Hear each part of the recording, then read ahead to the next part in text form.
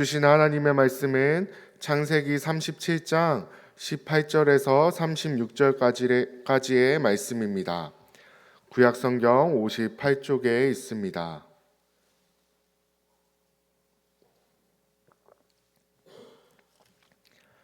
창세기 37장 18절부터 36절까지의 말씀을 한 목소리로 합독하도록 하겠습니다.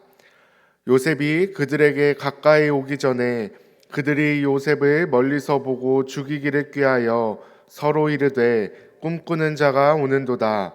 자, 그를 죽여 한 구덩이에 던지고 우리가 말하기를 악한 짐승이 그를 잡아 먹었다 하자. 그의 꿈이 어떻게 되는지를 우리가 볼 것이니라 하는지라. 르우벤이 듣고 요셉을 그들의 손에서 구원하려 하여 이르되 우리가 그의 생명은 해치지 말자. 르우벤이 또 그들에게 이르되 피를 흘리지 말라. 그를 광야 그 구덩이에 던지고 손을 그에게 대지 말라 하니 이는 그가 요셉을 그들의 손에서 구출하여 그의 아버지에게로 돌려보내려 함이었더라. 요셉이 형들에게 이르매 그의 형들이 요셉의 옷 곧 그가 입은 채색 옷을 벗기고 그를 잡아 구덩이에 던지니 그 구덩이는 빈 것이라. 그 속에 물이 없었더라. 그들이 앉아 음식을 먹다가 눈을 들어본즉 한 무리의 이스마엘 사람들이 길르앗에서 오는데 그 낙타들의 향품과 유향과 모략을 싣고 애굽으로 내려가는지라. 유다가 자기 형제에게 이르되 우리가 우리 동생을 죽이고 그의 피를 덮어둔들 무엇이 유익할까? 자, 그를 이스마엘 사람들에게 팔고 그에게 우리 손을 대지 말자. 그는 우리의 동생이요 우리의 혈육이니라 하매 그의 형제들이 청종하였더라. 그때 미디안 사람 상인들이 지나가고 있는지라. 형들이 요셉을 구덩이에서 끌어올리고 은 20에 그를 이스라엘 팔매 그 상인들이 요셉을 데리고 애굽으로 갔더라. 르우벤이 돌아와 구덩이에 이르러 본즉 거기 요셉이 없는지라. 옷을 찢고 아우들에게로 되돌아와서 이르되 아이가 없도다. 나는 어디로 갈까? 그들이 요셉의 옷을 가져다가 수렴소를 죽여 그 옷을 피에 적시고 그의 채색 옷을 보내어 그의 아버지에게로 가지고 가서 이르기를 우리가 이것을 발견하였으니 아버지 아들의 옷인가 보소서 하매 아버지가 그것을 알아보고 이르되 내 아들의 옷이라. 악한 짐승이 그를 잡아 먹었도다. 요셉이 분명히 찢겼도다 하고 자기 옷을 찢고 굵은 배로 허리를 묶고 오래도록 그의 아들을 위하여 애통하니 그의 모든 자녀가 위로하되 그가 위로를 받지 아니하여 이르되 내가 슬퍼하며 스올로 내려가 아들에게로 가리라 하고 그의 아버지가 그를 위하여 울었더라. 그 미디안 사람들은 그를 애굽에서 바로의 신하 친위대장 보디발에게 팔았더라. 아멘. 오늘도 새벽 예배 자리에 나오신 성도님들을 진심으로 환영하고 축복합니다. 오늘은 청종하였더라라는 제목으로 말씀을 나누도록 하겠습니다. 오늘 말씀 가운데 하나님의 음성이 들려지는 은혜가 있길 간절히 소망하고 축복합니다.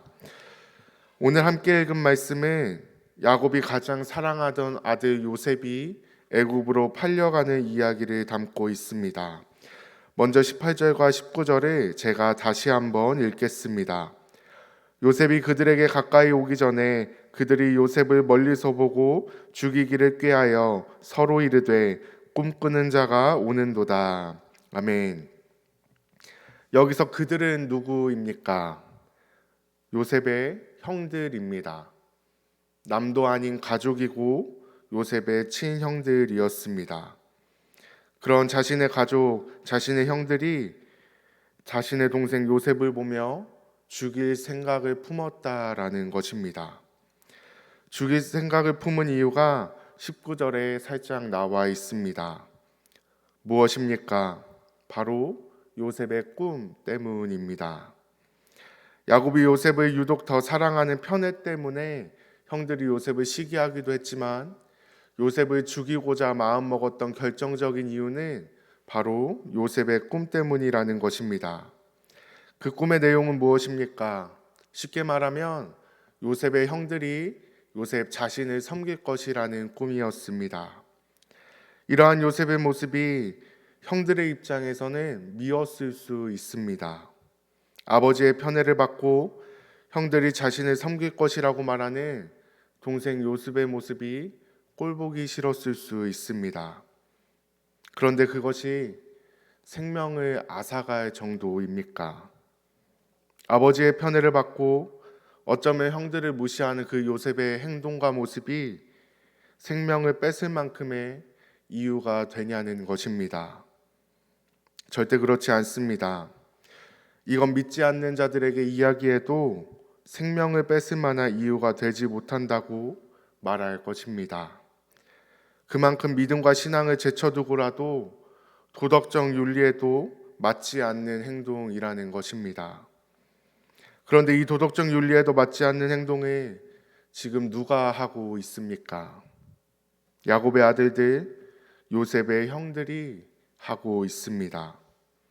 세상 사람들보다 더 도덕적 윤리를 철저히 지켜야 하는 자들이, 아니 도덕적 윤리를 기준 삼지 않아도 하나님의 뜻을 따르고 지켜내야 하는 자들이 시기심에 눈이 멀어 동생을 죽이려고 하는 것입니다. 그런데 그렇게 동생을 죽이고자 혈안이 된 형들 사이에서 동생을 살리고자 하는 한 사람이 있습니다. 바로 르우벤입니다. 우리 21절 말씀을 다시 한번 읽어보도록 하겠습니다. 읽겠습니다. 르우벤이 듣고 요셉을 그들의 손에서 구원하려 하여 이르되 우리가 그의 생명은 해치지 말자. 아멘. 르우벤이 요셉을 죽이고자 하는 다른 형제들의 이야기를 듣고 뭐라고 말합니까? 요셉의 생명은 해치지 말자라고 이야기를 합니다. 형들이 시기심에 눈이 멀어 악한 흐름에 편승하는 그 흐름을 끊어내고자 한 것입니다. 시기심에 눈이 멀어 영적인 분별력이 흐려진 그 형제들의 눈을 깨우고자 한 것입니다. 그리고 22절 하반절에 기록되어 있는 것처럼 동생 요셉을 살려서 아버지 야곱에게로 데려가고자 했습니다. 그런데 우리는 말씀의 내용을 알고 있는 것처럼 결과는 어땠습니까? 요셉은 결국 애굽에 팔려가게 됩니다. 사랑하는 성도님들, 우리는 여기서 중요한 교훈을 하나 발견해야 합니다. 바로 악한 흐름을 끊어낼 수 있는 믿음의 공동체가 필요하다라는 것입니다. 말씀의 상황을 살펴봤을 때 야곱의 아들들 중 막내였던 베냐민을 제외하고 요셉을 포함한 11명이 현장에 있었을 것입니다. 그 중에 요셉을 제외하고 형들 10명 중에 단 한 명 르우벤만이 요셉을 살리고자 했고 그 악한 흐름을 끊어내고자 했다라는 겁니다. 그런데 결과는 어떻습니까? 그 악한 흐름을 끊어내지 못했습니다. 민수기 13장에 보면 오늘 본문과 비슷한 상황이 또 등장합니다. 다들 잘 아시는 가나안 정탐 사건입니다. 이스라엘을 대표하여 12명의 정탐꾼이 하나님께서 약속하신 땅 가나안을 40일간 정탐하고 돌아옵니다. 그런데 그 12명 중 10명이 뭐라고 이야기합니까? 그 가나안 땅 족속에 비하면 우리는 메뚜기일 뿐이라며 자신들은 그 땅을 정복할 수 없다라고 이야기합니다. 그런데 그중 2명이었던 여호수아와 갈렙만이 그 악한 흐름을 끊어내기 위해 말합니다. 하나님께서 이미 약속하신 땅이기 때문에 그들은 우리의 밥일 뿐이다 라고 이야기합니다. 그런데 이 말씀의 결과도 어떻습니까? 그 악한 흐름을 끊어내지 못하고 광야에서 40년을 보내는 결과가 일어나게 됩니다. 이처럼 악한 흐름과 세상의 흐름을 끊어내는 것은 단순히 한 개인의 노력만으론 결코 쉽지 않습니다. 세상의 가치와 악한 습관을 끊어낼 믿음의 동역자들, 믿음의 공동체가 필요하다라는 것입니다. 우리 용인영락교회는 세상의 가치와 악한 습관을 끊어내고 말씀을 기준으로 교회를 세우기 위해 애쓰시는 담임 목사님이 계십니다. 그렇다면 우리의 역할은 무엇입니까? 각자 맡겨진 자리에서 우리가 섬기는 이 공동체 안에서 세상의 습관과 악한 흐름을 함께 끊어내야 되는 것입니다. 세상의 흐름을 끊어내는 것이 단순히 한 지도자의 역할이 아니라 우리 용인영락교회 공동체의 역할임을 기억하며 함께 끊어내야 하는 것입니다.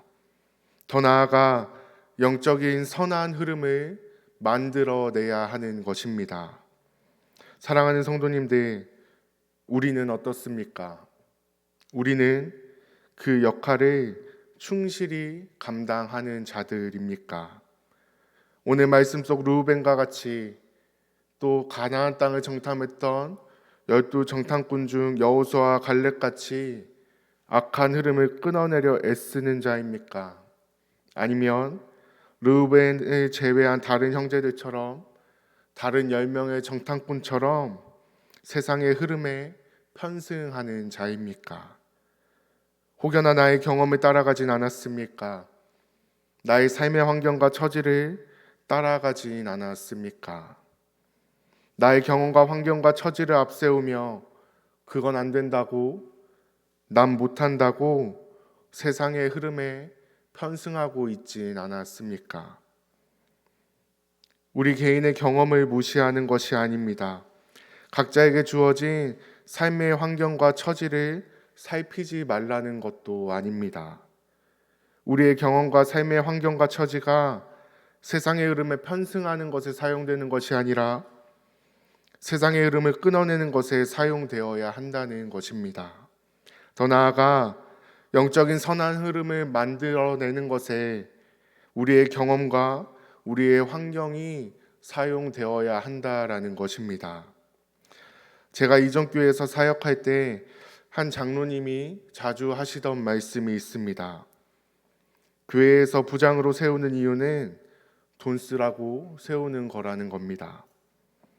이 말의 의도는 한 부서, 한 공동체가 모임을 가질 때 비용이 발생하니 그 비용을 부장이 감당하며 그 부서를 잘 세워가라는 것입니다. 장로님 본인이 오랜 기간 교회를 섬기며 경험한 것을 토대로 부서를 잘 세워가기 위해선 그래야 한다라고 말씀하신 겁니다.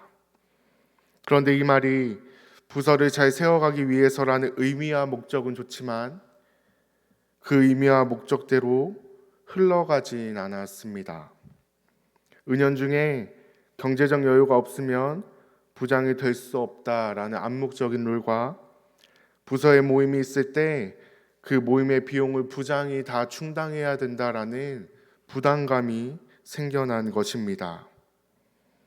한 개인의 경험이 영적인 선한 흐름을 만들어낸 것이 아니라 오히려 그 선한 흐름을 끊기게 만든 것입니다.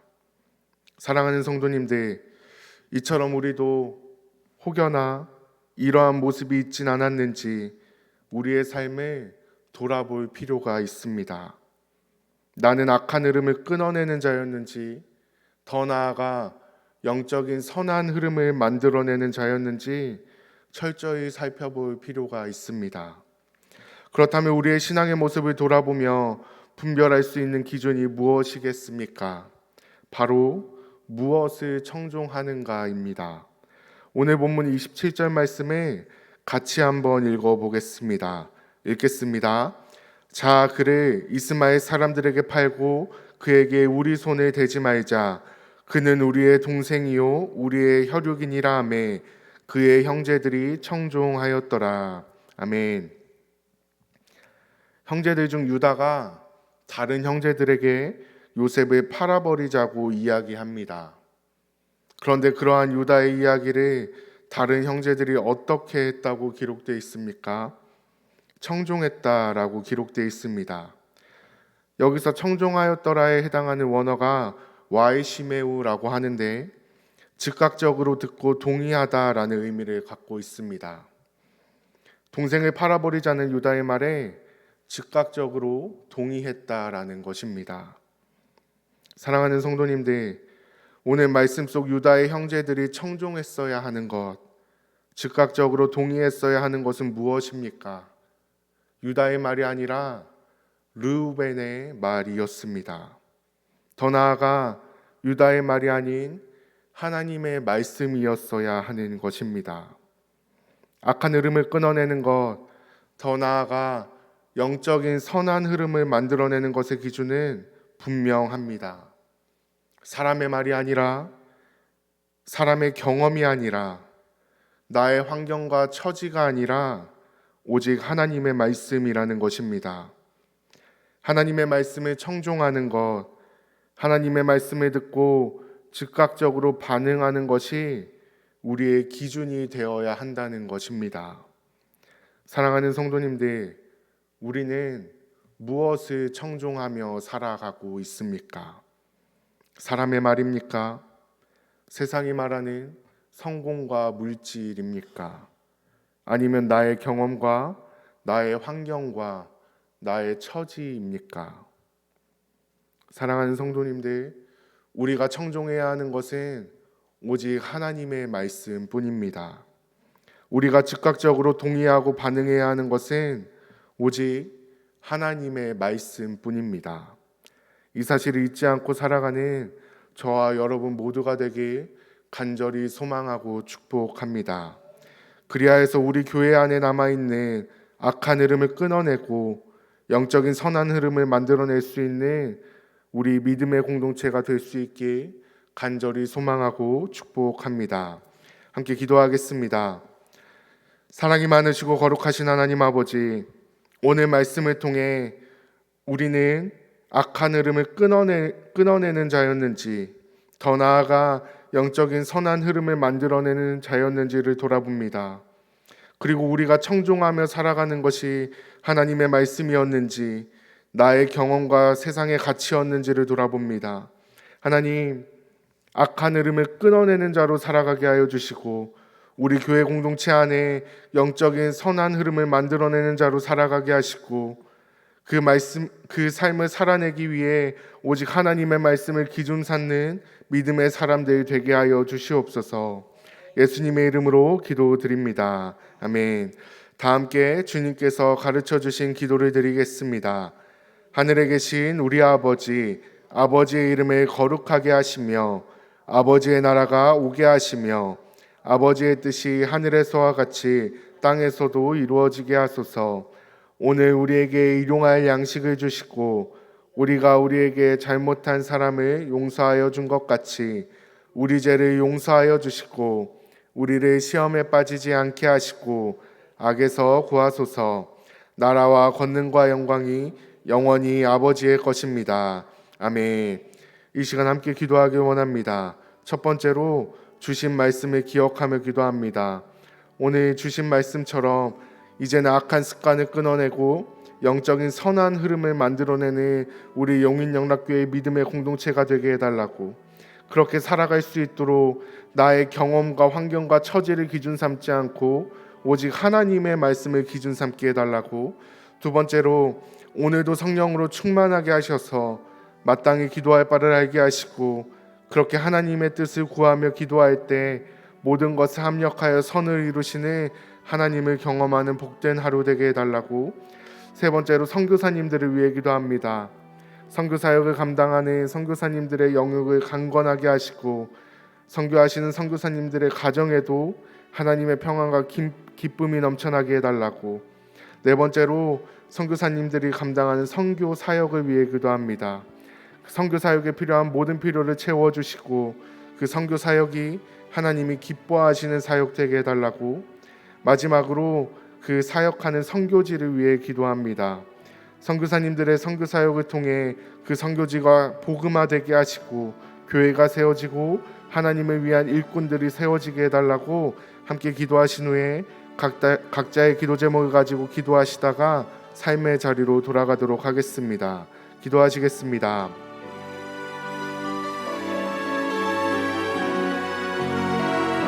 사랑이 많으시고 거룩하신 하나님 아버지, 오늘 말씀을 통해 나의 신앙의 모습과 삶을 돌아봅니다. 하나님, 나는 과연 우리 교회 안에 남아있고 나의 삶에 남아있는 악한 흐름을 끊어내는 자였는지, 아니면 그 흐름에 편승하며 살아가는 자는 아니었는지 우리의 삶의 모습을 돌아봅니다. 하나님, 우리 용인영락교회 공동체가 악한 흐름을 끊어내는 공동체, 더 나아가 영적인 선한 흐름을 만들어내는 공동체 될 수 있도록 하나님 은혜를 베풀어 주시옵소서.